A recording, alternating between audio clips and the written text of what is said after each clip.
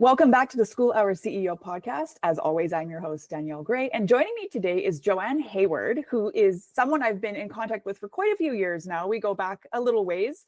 And I am so excited to have you here today, Joanne, on the show. Joanne is a leadership communication coach who helps ambitious, career-driven women, especially those who speak English as a second language, own their voice, speak with authority, and lead with confidence in any room they walk into. So I am so excited to bring this conversation here today because there are so many CEO moms who are ready to hear what we're going to be talking about today. So Joanne, let's start with a little backstory. Can you share what your journey to becoming a leadership coach looked like? What inspired you to start this work, and how has motherhood shaped that path along the way? Well, motherhood had huge amounts to do with it, to be honest, because I am the mother of twins. I also have 4 fur babies. I've got 2 dogs, 2 cats, an ongoing thing. But I was a banker and I lived in Dubai for 25 years. So I was in banking and finance for many years. And I kind of gave it up to become the mother of twins because I wanted to be, I had the ability and I wanted to be there for my kids growing up. I didn't want to be at the office for every waking moment. So I kind of gave up work, and then we moved to Malta, and I think the kids were about 2.5 then.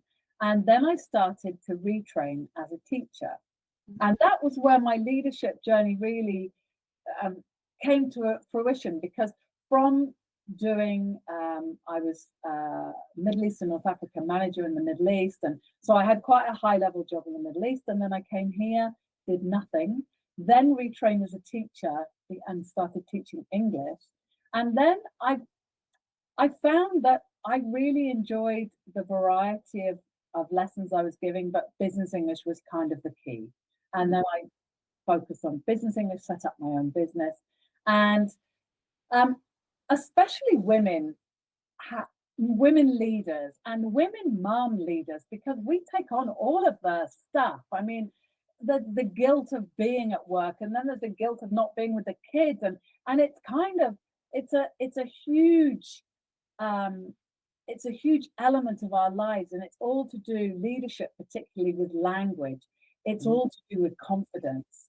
And so I found that the business English and the confidence all kind of came together. And now my kids have just left home. I say left home, they've gone to university, they still come back and visit.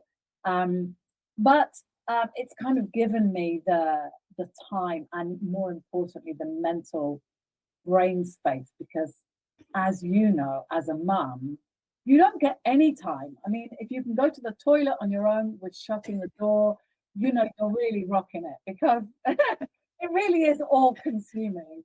And having twins, they argue.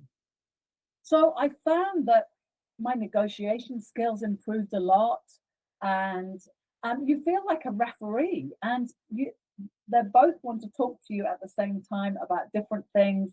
And so now they've gone to a large degree. It's like, okay, now I can really get to grips with what I want to do leadership wise, and particularly helping women, because I think women have a different set of challenges that I think need support from other women, because I think women can support women better than men can, because we've been through it. We kind of know what the problems are, and but I also think that there's not one thing that works for everyone. Like when you have twins, you can try exactly the same techniques, and it'll work with one and not with the other. And I think that as women, as mothers, as leaders, us all coming together and supporting each other, I think is just the best thing. Makes me smile. I love how you leveraged what you were kind of forced to learn, or didn't realize there was. I think this happens a lot, though. Let me back up a second. I think this happens a lot where we're led down a path and we don't know when we're doing the things and we're going through the motions and we're kind of reacting to what's happening and dealing with what's coming up. We don't realize that we're actually being set up for whatever is coming in the future. And this is why this realization, obviously you had it ages ago, this realization was what led me to develop and embody the mantra that everything is always working out for me and for you and for us, because everything that happens is either helping you become who you need to be, or it's giving you a skill so that when you are ready to become who you need to be, you have those skills. And so for you, a lot of that, like you say, the moving around, the having twins. I mean, I only have the one son, and that's a lot, but to have twins, and like you say, you can't even raise them the exact same way because they have different needs. They have different love languages, they have different capacities to hold and different emotional intelligence and different, pace of learning and just all of that. So I really love how you took your kind of corporate experience and your experience in motherhood and really meshed them together and are now leading women in business, because you're right, we do carry so much. And I think this is the piece that's missing. You'll probably agree with me. This is the piece that's missing from a lot of the business coaching out there. Is it's either run by a man who doesn't know the first thing about being a mom, even if he has kids, it's still different mom to dad. Or you're learning from a woman who's never had kids. And I have no disrespect to women who have never had kids or who can't have kids or who don't want kids. That's all fine and good.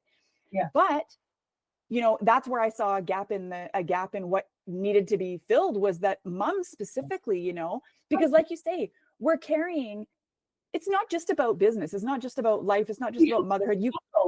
It's like, yes, you have to get really, really quick at juggling. And yes, and if you haven't been a mum, then you don't really understand.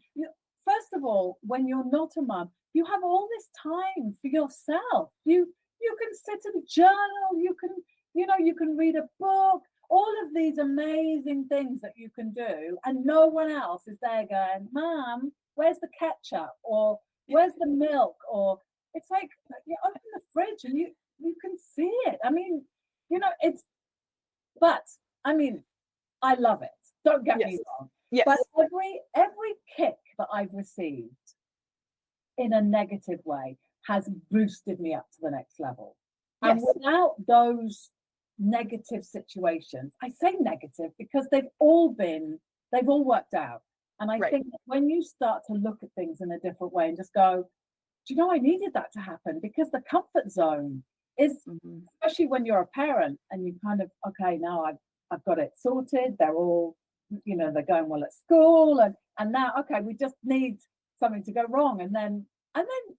But that jumps you up to the next level, because everyone needs to get out of their comfort zone if they're going to achieve what they want to achieve. And you've got to do different things. Right.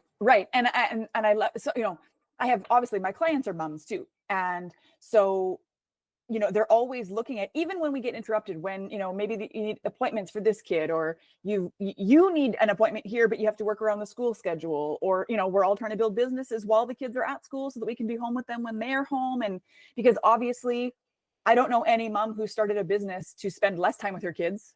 All the moms that I know, they start businesses so that they can be home more and don't have to outsource to childcare and don't have to call in a nanny, don't have to go to daycare. And there's nothing wrong with any of those things either. I've put my kid in daycare before when I was working full time. I went to daycare when I was a kid. I had a nanny for a while. Like, my husband was basically raised by his grandfather, like, because his parents were working opposite. And, you do what you need to do. Absolutely. But these are mental loads that moms carry that the dads just don't. It's funny. I saw this. It was a reel the other day. I think it was brothers and a dad, and they're grown men, but it was so relatable because the caption on the reel was, what are moms for, or something. And they're, Mom, where's my shoe? Mom, I'm bored. Mom, I can't find this. Mom, where's this? And then the only thing you need dad for, Dad, where's mom? It's like so. Same thing. It is like that. And when you're a mom and you're trying to develop a business, I was working and I was growing a business, and I had my kids we had COVID. That kind of kicked off my business, really, because I had kids at home and they had the same lessons. So we had to go out and get an extra laptop and then find space in the house where they wouldn't hear each other. And because they didn't want to hear each other. And I have to work online. So I don't want to hear them arguing about Right. and it's just like, but it is, we are the center. Mm. I mean, I do think that we thrive on it, and I think that it brings us a lot of joy, but the stress levels. I mean, when my kids left, I have to be honest with you, when my kids went to go to university, they are really 2 hours away. They're not very far. They come home a lot of weekends. But I thought, oh, I'm going to be really sad. The house is going to be really empty without them. And I dropped them to university with all their stuff. We pitched it all in the car. I left them, and they were all waving. Them and their flatmates were waving. And I thought, any minute now, the tears will start. Well, I skipped out of that house, and I got home. I cracked open a beer and a bag of crisps, and I started watching the telly. My choice, not what they wanted. And I'm just like, wait, what's that piece? I have space, I have time, and I love it, and they love coming back because now it's a very peaceful place to be. Right. Right. And I think this is on a bigger scale, this is important for moms to recognize that we need to take the time for ourselves, because it allows us to be those better moms. I need time to myself. I need to be by myself. Which is why, one of the reasons why I love working from home during the school hours, because I get to do what I need to do for, 5 hours of the day. I mean, a lot of weeks it's only 4 days a week because there's pro-D days and non-instructional days and holidays and this and that and the next thing. But for the most part, I get to spend these 5 hours the way that I need and want to spend them. And so it allows me to be a better mom outside of that. And part of that comes down to needing to best prioritize your time, right? Knowing how to double down on the things that are making the needle move the furthest and things like that. But like you say, though, it also comes down to your confidence in yourself and what you bring to the table and what you're here to help other people with. Absolutely. Right. So let me ask you this, because I think a lot of moms who are listening and unfortunately some moms who aren't listening are, struggling with that doubt in their own voice, because whatever it is that they're trying to do, I think moms have this kind of underlying, it's very easy for us to feel like we're not doing enough, even if we're thinking in the sense of motherhood, and then we're trying to put that into business. How you do one thing is how you do all things, right? So was there ever a time in your own process that you felt you had to, perfect how you showed up before taking up space? And what helped you shift that? Because obviously, I mean, like you just said, we realize that motherhood is motherhood and there's no fixing it. So we need to work with it, right? Yeah. To be honest, I mean, this is probably not an answer that your listeners would like to hear, but age did it for me. Because I think it was the way that my life kind of moved forward. And when I stepped into teaching leadership, it was a gradual process, because I started teaching English, business English, leadership.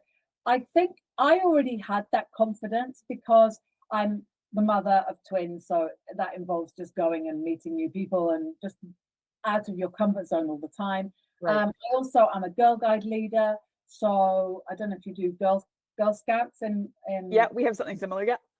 So I'm a leader, and when I first started doing that, I was scared to stand up in front of 20 kids.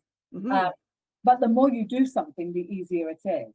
I mean, now I mean, it doesn't even cross my mind.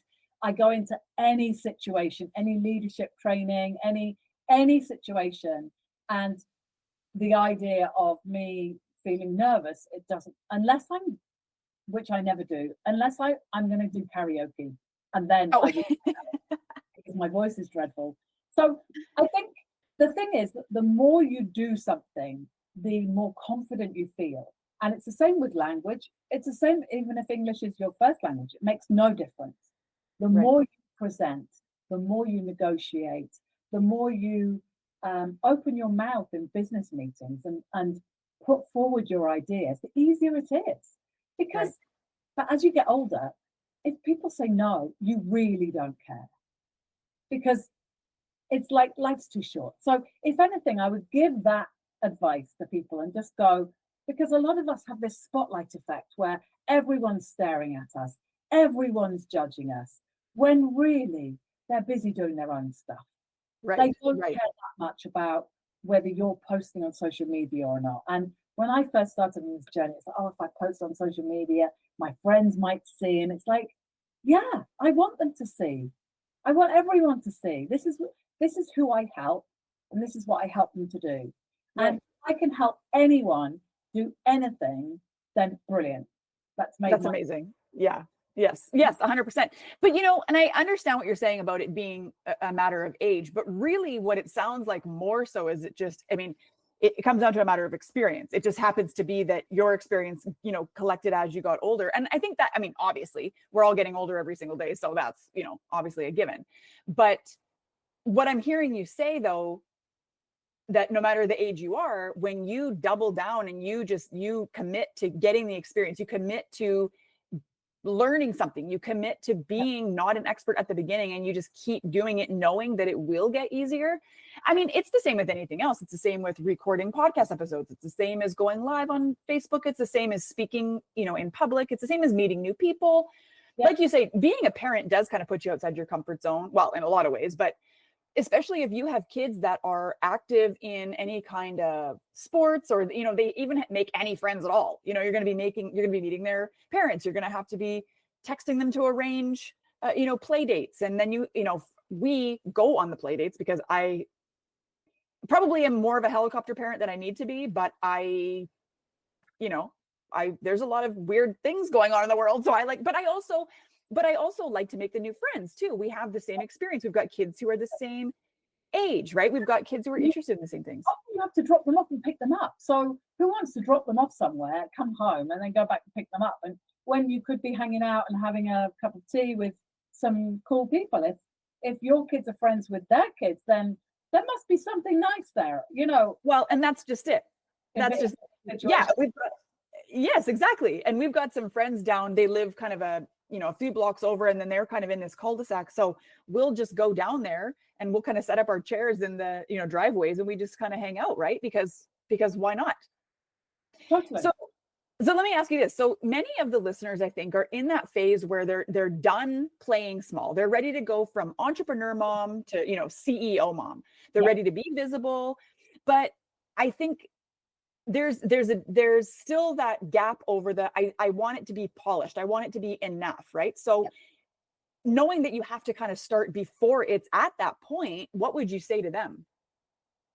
I would say prepare as much as you possibly can, because you will grow in confidence when you're preparing. So don't try and go into a presentation where you haven't decided what you're going to say and practice it as well. For the first time, when you've done 3 or 4 different presentations, you won't need to practice so much, if at all. You could just have a look at the slides and then go in cold. But when you first start doing it, practice as much as you can, prepare as much as you can. That will give you the confidence. And then just go in. And one thing that I always recommend is when you come out of any situation, because we all make mistakes. We all, excuse my French, but we all fuck up. Right. And we all step out of a meeting or out and go, oh, why did I say that? Why didn't I just stop talking? Why didn't I? Right. The key is, first of all, pat yourself on the back because you did it. Secondly, do a quick review. What could I do better next time? And when you get into that situation again, review that note.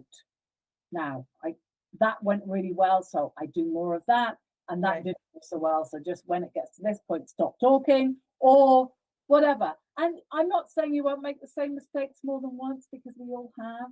But by reviewing it, you actually remind yourself before you go in next time, and you go, I did that last time. Right. Maybe I shouldn't be doing that again. But yeah, the more you prepare, the more you practice, then the easier the new environment will be. You'll never, like when you go into networking events and stuff like that, you can be quite anxious if you don't know anyone and you're going in for the first time and it's face to face. I mean, online you can kind of hide away a little bit, but when you're actually face to face, it's difficult. But preparing a few conversation starters, Just so that you can actually open your mouth and sort of go, well, you could say it was a really good talk today, or it's been a gorgeous weather, or it doesn't matter because everyone else wants to talk to you too. That's why they're at a networking event. So prepare and practice, and then just go for it. And if you make a mistake, just it's fine. Nobody will remember this spotlight effect. Nobody will remember you for making it. Right. Probably won't even notice. No, you're right. And what I love is what you're really saying is, let's just, allow yourself to be human, allow other people to be human, and, just give yourself grace, give other people grace. I mean, like you say, you're probably not the only one that's nervous either. Everyone's nervous. And the thing is, everyone is there for a reason. You have your own value to give. So don't hide and worry. Just give your value. And people that want to hear it will hear it. People that don't want to hear it won't hear it. Doesn't matter either way. Right. But it is just, you do you, and let everyone else do them. And do you know what? We're all going to be happier. Right. It's good. It's all good. No, you're 100%. Now, in your work, you talk about communicating into your leadership. Yes. So can you break down what that actually means and what that might look like for a CEO mom who's growing her business? Yes. The thing about leadership is it obviously comes down, you can break it down into many different ways. But the key area to being your CEO of your own business is to actually start operating like a CEO and stop operating on an admin level. You need to take your step out. You need to have time to step out of your business and overview it. Okay, what's my real goal? Because you're the only one that can do this. You can get other people involved in doing the other tasks, but when it comes to your business, you have to step into being a leader. So overview, what am I doing? Where do I want to be? How can my business get there? What do I have to think about? Because there are so many different elements of being a leader. If you have a team, then that adds another layer, because then you need to be a leader for those people. But a lot of my clients are actually in corporate, so they're not entrepreneurs.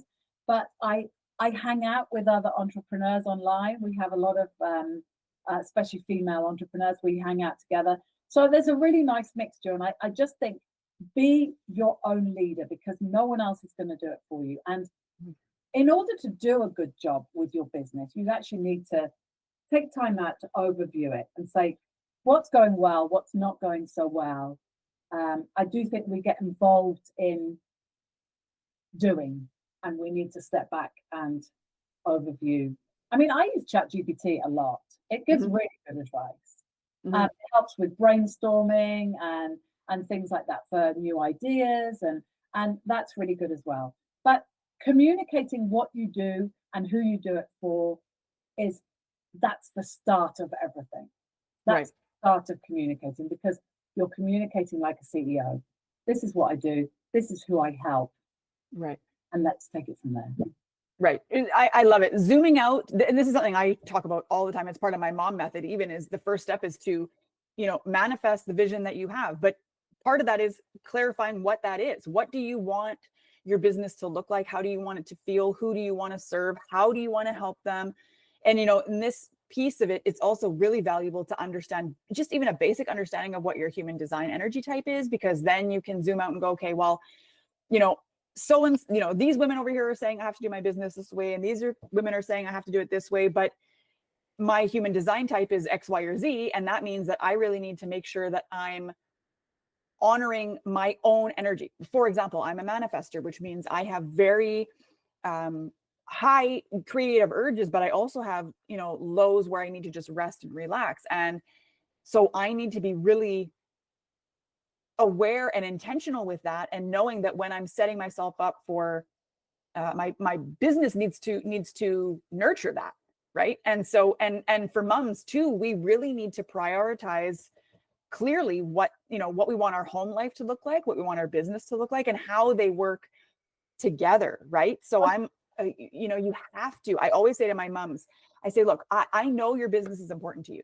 I know your family is important to you, but honestly, we need to be prioritizing our things in a certain order. We need to be prioritizing ourselves, our families, and then our business comes last. Because the thing is, if you're not taking care of yourself, you're no good to anybody. Absolutely. If you're not prioritizing your family, they're going to feel it, right? Especially kids, but even our spouses, even our parents and our siblings and our, everybody else. Actions speak louder than words. So you can't be sitting here saying that your kids are more important than your business, and you're constantly telling them you don't have time to play because you have to do, A, B, and C, right? So it's about prioritizing the time you have. Because think about this, the successful people of the world, the millionaires, the billionaires, the CEOs, the Fortune 500, leaders, they don't have more hours in the day than you do. They just are using them better. And like you said, Joanne, you need to outsource the things that can be done by somebody else. Yeah. But that requires you to get clear on what it is that you even are doing, so that you know what can be outsourced and what needs to get done by you, and so on. So let me ask you this. What are, 2 to 3 specific strategies or exercises someone could start doing today to start showing up with more authority and clarity in their voice, whether it's on a sales call or social media or even just at the dinner table? The thing about clarity is you can't speak with clarity if you don't know what you're talking about. Right. So the first thing, for me, the thing that I really struggled with was having a real vision for my business. I was kind of following along, and I was doing the things and doing the things, but everything changed for me when I took a step back and I went, okay. So when you are clear with your vision for your business, your life, your kids, your everything else, it enables you to speak more clearly, because you cut through the bullshit. At the end of the day, I don't have time to sit and scroll on social media. I have no interest in doing it. It's not moving me closer to my needle. How can you move yourself closer to your needle if you're not actually definite about what that needle is? Right, so exactly. You have to break your life down and spend some time with your kids, because having fun by yourself, having fun with your kids, because without that time, you don't actually get the clarity that you need. Right. And I think that when you take time away, I used to work 7 days a week just because it's my business. I love it. And I think a lot of people fall into that. It's like, well, I'll just do this and then I'll stop. I'll just do this and I'll stop. But taking time away from your business gives you more ideas, gives you more clarity, enables you to just sit with your journal and go, okay, this is what I want my business to look like. And when you know what you want your business to look like, you know how many hours you want to spend in it, and you know what you want to achieve in that time frame, then that enables you to be clear when you're communicating. I don't have time to take you to play with Fred and Ginger, whatever, today, but tomorrow we can go and get ice cream. Right. And it's all about explaining with clarity what you want to, what you're willing to give and what you're expecting in return. Because to be honest, I'm happy to take you for ice cream, but only if you've tidied your room. You know what I mean? Right. So it's very clear. It's very difficult to get clear as mums, especially because we have all these thousands of things to do. But getting clear comes with just taking time out, looking at the bigger picture, and then communicating what you really want. Right. Yeah. I love that. So I guess I can make a guess here, but what patterns do you notice that keep ambitious women, especially moms, from communicating like the leaders they really are? And then how do you help them break those? Imposter syndrome is kind of the biggest one, because I find a lot of people, they, especially when English is not their first language, they worry that they're going to make a mistake. They worry that they're not good enough, and that stops them from opening their mouths. And that's the same in every area of life. What you do in one place, you do in every place. So I think procrastination is a real issue that I think we kind of lull into it and go, oh, I'm suffering from procrastination. Rubbish. Just put your phone down and do what you need to do. Right.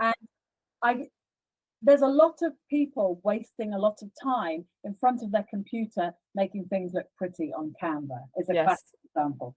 But if you're absolutely clear on where you want your business to be, well, making things looking pretty on Canva is one thing, but is it going to get you to the next level?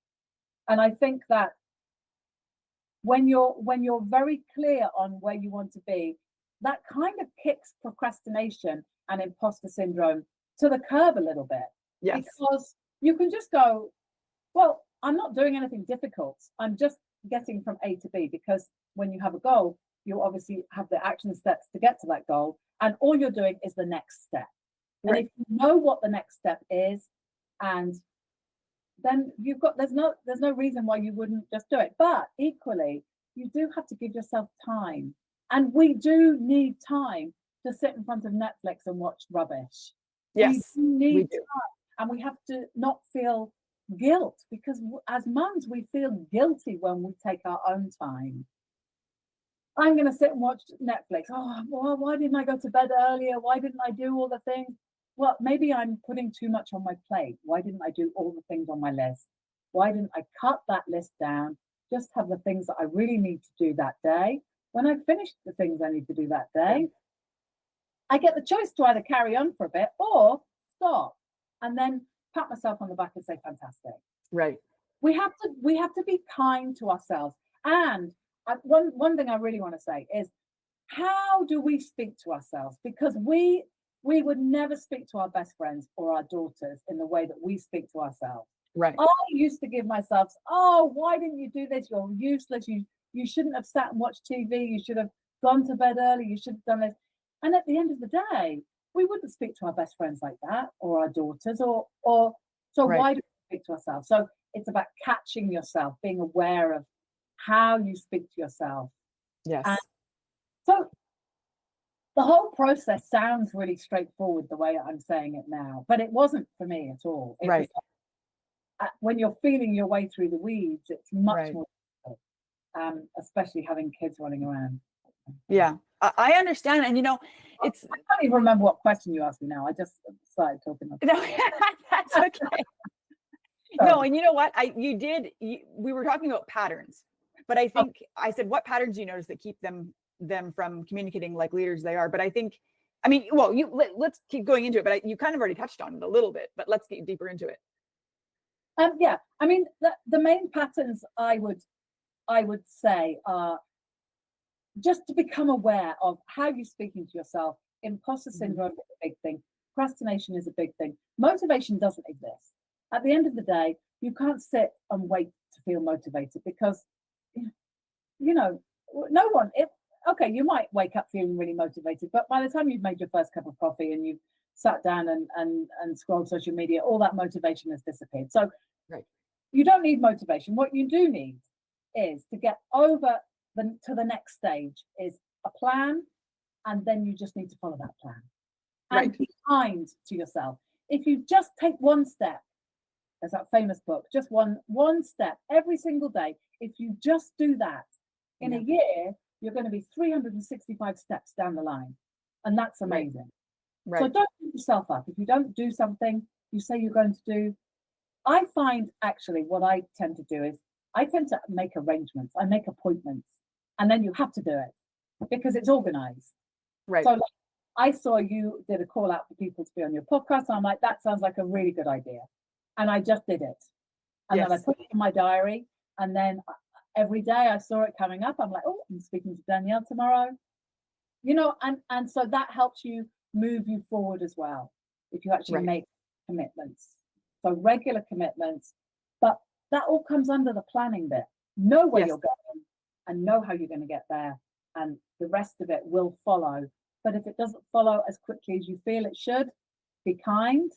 Just take the next step tomorrow. It's all good. Right. Yeah. Let the journey kind of unfold the way that it needs to, and know that if some hiccup comes, or you don't hit some benchmark you wanted to hit, know that that's just feedback. That's just, there's something that needs to be tweaked in the meantime, and it's not that big of a deal. Because I think, and it sounds like you're confirming that, I think a lot of us put too hard of deadlines on ourselves. And now this is kind of a slippery slope, because I think there is a fine line between something that's out of alignment and, self-sabotage, procrastination. So I think this is where, we really need to be aware and taking that time out of our busy day to be with ourselves, whether it's, meditating, having a bath, going for a quick 5-minute walk, pacing the backyard while you leave a voice message or something, whatever it is, so that you can make the space and move the energy to receive what it is that you need, but also giving yourself the space to know that when things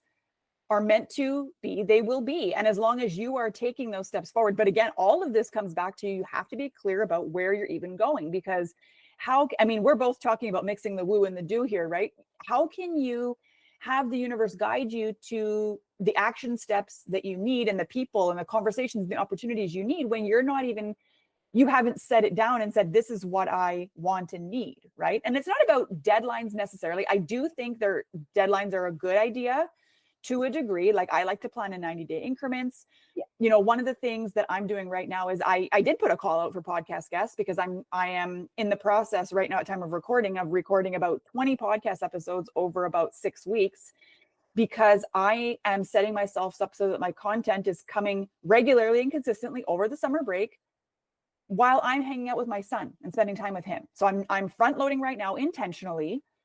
And I am very busy. And now this is where we need to not be guilty about sitting in front of Netflix, because I've also been watching more TV than I normally do. Yeah. But I have to, because if I don't, I will burn out, and the episodes will not be good. I will feel shameful about I'll go around how I could have spent the time differently, what I should have done differently, what I could have done, and it just becomes this like really negative self-talk game. So I'm being very deliberate about taking more time for myself.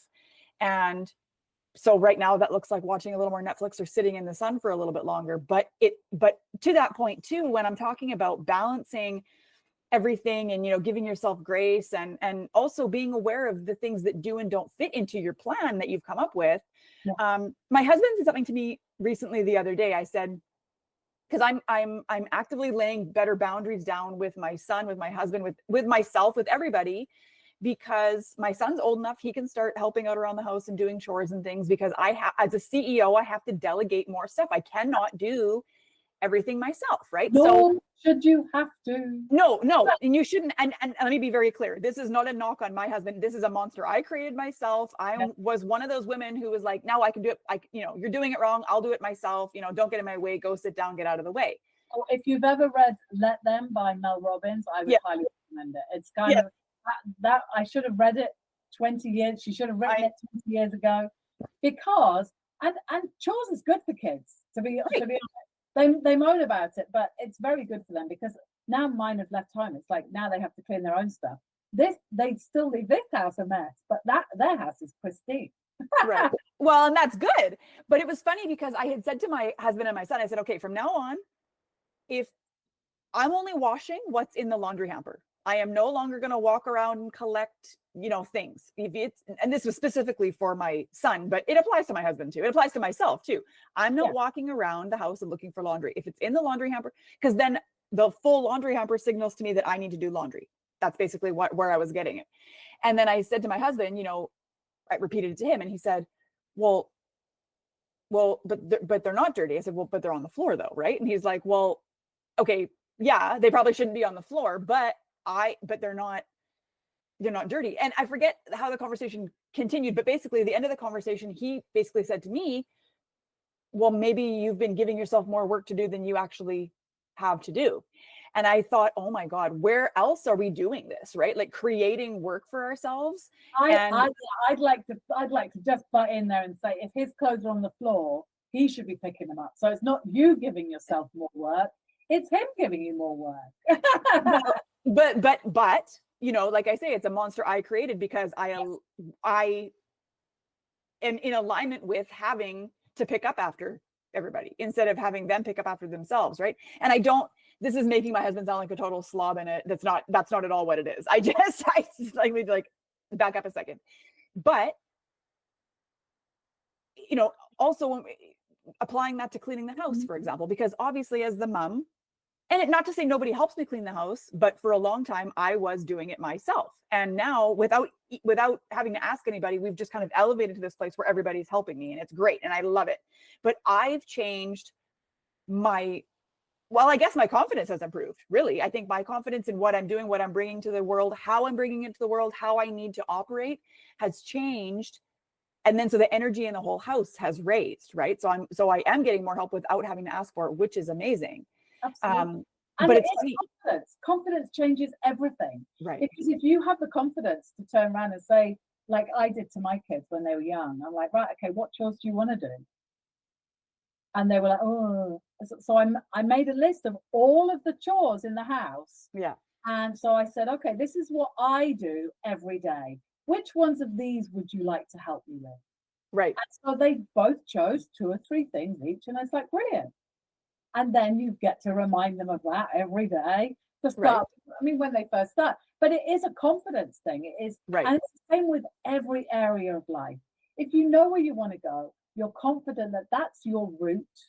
right, Then, yeah, where else are you wasting time? I mean, for right. me, I used to think, oh gosh, I'd love to read a book, but it's such a waste of time. It's absolutely not a waste of time, because my best ideas come when I'm sitting outside in the sunshine with my book and a cup of Right. tea. That's where my best ideas come. So I always have a pad and a bit of paper with me when I'm reading, because you guarantee you'll read something, you're like, oh, that's a really good idea. Da, da, da, da, da. So yeah, your best ideas come when you're relaxing. And confidence to sit and have time for yourself is the key to everything, key to happiness, key to Yeah, everything. definitely.